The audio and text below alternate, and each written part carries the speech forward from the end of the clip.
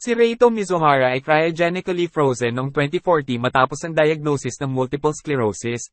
Si Mira Suo ay nagpagaling at binuhay si Reito paglipas ng 5 taon. Inilalarawan ni Mira na 4 na taon na ang nakalipas, ang male killer virus ay lumitaw at nagpahirap sa populasyon ng mga lalaki, maliban sa kanya at sa 4 pang inyon ng mga lalaki na naging frozen rin, at obligado silang magkaroon ng anak upang maiwasan ang pagkawala ng sangkatauhan. Si Reito ay nagulat dahil sa dami ng mga babae na gustong makipagtalik sa kanya hanggang sa siya ay nailigtas. Ang kanyang kapatid na si Mahiro ay dumating at nagpaliwanag na nagkaroon ng virus ang kanilang kapatid na si Ryo at kailangan itong i-freeze upang maligtas ang buhay nito. Bukod dito, ibinunyag din niya na ang kaibigan nilang si Elisa Tachibana ay nawala 3 taon na ang nakalipas. Si Mira ay nagtangka na ligawan si Reito noong gabi na iyon, ngunit tinanggihan nito ang kanyang mga hirit. Si Mira ay nagpakita kay Reito ng mga batang babae na naliligo at hiniling na pumili ito ng kanyang magiging kasiping sa araw ng susunod. Tinanggihan ito ni Reito dahil sa gulat at nag-insist na hanapin si Elisa, ang tanging babae na gusto niyang magkaroon ng anak. Sumang-ayon si Mira, ngunit sinabi na magpapadala siya ng iba't ibang babae sa kwarto niya kada gabi hanggat hindi pa nahahanap si Elisa.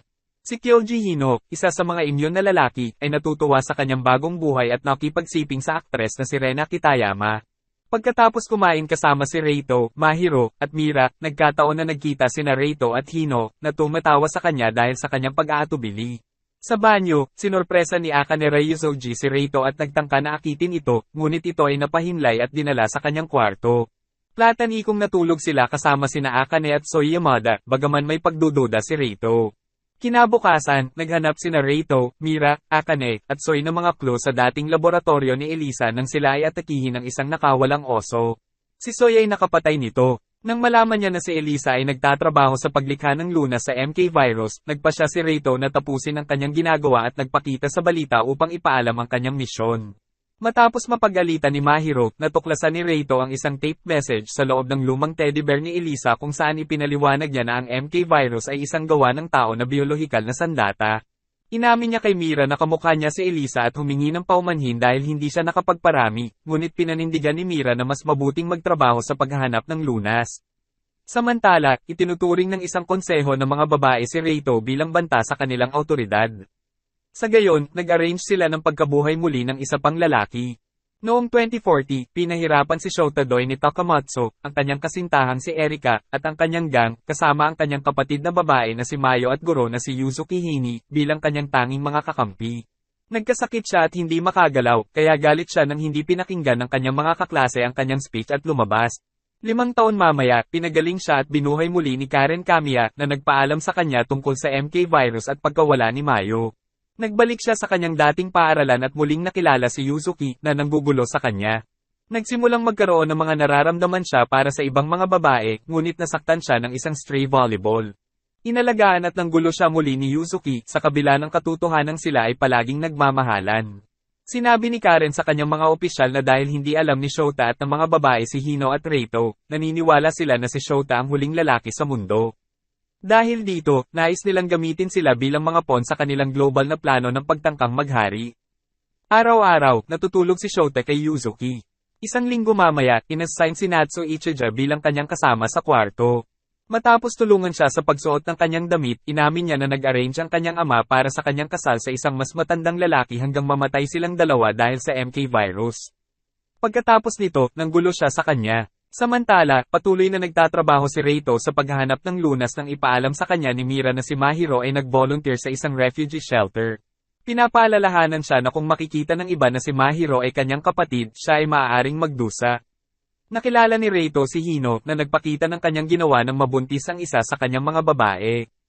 Nang bumalik si Yuzuki, aminin ni Shota na nakatulog siya kay Ichija at humihingi ng tawad, ngunit sinabi nitong alam ng lahat at siya ay pag-aari ng lahat. Kinonfront niya si Karen at humingi ng paliwanag. Kasama niya siya sa klase at ipinaliwanag niya na binuksan niya ang lumang paaralan niya para sa kanyang kaginhawaan upang siya ay magpaparami at magpakabait sa planeta. Naghubad sa harap niya ang mga babae. Sinabi ng konseho na dahil hindi nagpakabait si Reito, hindi epektibo si Mira at magiging kawalan ng trabaho. May 1 buwan si Reito para lumikha ng lunas bago siya puwersahang magpakabait.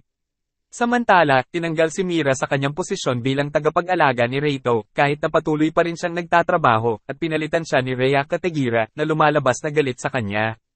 Bukod dito, kasama ni Reito si Maria Kuroda, isang virologist na magre-retiro na. Samahan nila ang grupo sa Keimon City, ang epicenter ng MK virus, upang makipag-usap kay Taniguchi, ang balo ng unang biktima ng virus na nasa ospital. Sa hindi ka nais-nais na sitwasyon, nagpakaligaya si Reito kasama ng mga babae sa isang mainit na bukal. Tinanggihan ni Taniguchi ang makipagtulungan, pinagtawanan si Reito dahil sa kanyang kawalan ng kakayahan sa pagpapakabait. Nang umalis sila, nalaman na nakipag-ugnayan si Taniguchi kay Elisa at nagtataka kung bakit tahimik si Elisa. Sa sauna ng isang hotel, sinubukan ni Chloe, isang Amerikana, naligawan si Reito at niloko siya na halikan siya nang bigla silang masilayan ng ibang bisita, kaya nagalit ang mga ito. Kausap ni Mira si Taniguchi tungkol sa kahalagahan ng dangal ni Reito at napakiusapan siya nitong ibahagi ang kanyang nalalaman. Gayunman, mayroong infiltrator na naglagay ng lason sa kanyang IV tube na nagdulot ng malubhang pinsala sa kanya. Humiling si Taniguchi, bago mawala ng malay, na bigyan si Reito ng larawan nila ng kanyang asawa. Si Reito, Soy, at Maria ay hindi nakakahanap ng ebidensya sa abandoned hospital kung saan natratong unang biktima. Nagdududa si Akane kay Rhea na siya ang naglagay ng lason sa IV tube ni Taniguchi. Pinigilan ni Rhea ang paghahalay ng isang babae sa kanyang kapatid. Inis ka ni Reito ang litrato at natuklasan ng hindi kumpletong mga plano para sa MK virus. Sa susunod, nagbabala si Akane at Maria sa kanya na may mga taong nawawala ng biglaan na nagtatrabaho sa lunas. Samantala, hindi kontento sa kanyang harem, napapansin ni Hino si Mahiro at pinili ito bilang susunod na kasiping sa kama. Binigyan si Reito ng kaalaman ng kanyang katiwala na si Neniko tungkol dito, at tumutol sina Reito at Mahiro dahil sa edad nitong 16 na taon, pero pumayag sa isang lunch date kay Reito. Inutusan ng konseho si Reito na magpamigay ng ration bilang isang publicity stunt, habang ibinunyag ni Akane na ang kanilang leader, si Kahara, ay siya mismong kanyang ina. Pagkatapos ay inamin ni Rhea ang kanyang pag-ibig kay Mira, ngunit tinanggihan siya nito. Nagtatangkang magnanakaw ng buhay si Sniper kay Reito habang nagbabahagi ng ration, ngunit napigilan ito ng kapatid ni Rhea. Tinanggihan ni Mahiro si Hino sa lunch date na ikinasama ng loob niya, ngunit napawi niya ito sa pamamagitan ng pakikipagtalik sa kanyang harem na may selos sa kanya.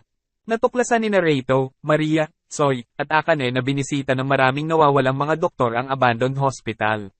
Binalita ni Karen kay Shota na hindi siya pinapayagang umalis sa paaralan hanggat hindi nakakatapos ng pag-aaral. Sa susunod, magkakaroon ng random drawing sa klase para malaman kung sino ang magiging bagong roommate niya. Nanalo si Rika Yanagi, ngunit tumakas siya sa teacher's lounge dahil sa pagkakamukha niya kay Erika. Pumasok si Shamka Hiragi at nabuo ang bond sa kanya dahil ibinunyag niya na siya rin ay nabully. Pagkatapos nito, siya ay nakipagtalik sa kanya. Nagalit si Rika dahil dapat sa kanya ang susunod at nakipaglaban kay Shamka, na nagpakalayo kay Shota. Nagtatangka siyang makipag-ugnay kay Yuzuki ngunit hindi nakatanggap ng sagot. Humihingi ng paumanhin at nakipagtalik sa kanya si Akira Tidi, ang manlalaro ng volleyball na pumalo sa kanya. Si Karen ay gumawa ng bagong kasunduan kung saan may babaeng maglilingkod bilang kanyang araw-araw na tagapaglingkod. Siya ay nadapa at nasugatan ng kanyang kamay matapos hinalikan si Rika. Si Karen ay nag-utos kina Ichijo, Shamka, at Akira na makipagtalik sa kanya sabay-sabay matapos makatanggap ng paggamot. Si Chifuyo Ren Kuroda ay nagsikap na ligawan siya, ngunit tinanggihan niya dahil sa kanyang mukhang bata. Sinabi ni Karen sa kanya na si Yuzuki ay umalis, na nagpakalito sa kanya. Siya ay naging mas sexual na agresibo sa mga babae sa mga sumunod na araw. Si Shian Hoshino, isa sa mga babae na patuloy na nagpapabeya sa kanya habang siya ay naibuli, ay nag-transfer sa kanilang paaralan isang araw, na nagulat sa kanya. From anyone else, I will be my own best friend. I'll take care of myself.